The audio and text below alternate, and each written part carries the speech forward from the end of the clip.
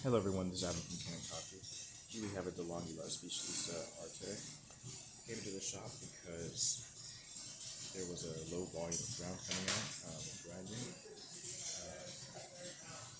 So when we got around to placing the machine, we tried to figure out whether or not it was a tough jam that we had to clean out, whether or not it was a retention issue, or if it was something wrong with the grinder itself, which would require grinder replacement.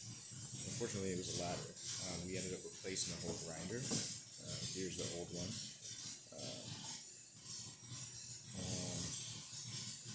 After that replacement, we were able to get the machine back to working condition.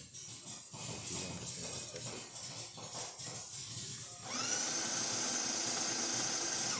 So test coffee. Here's that. And that's for a single shot, but I have a double shot cup, so I'm just going to do that again. There you go. And that's the volume that you're getting with the dose level of that's,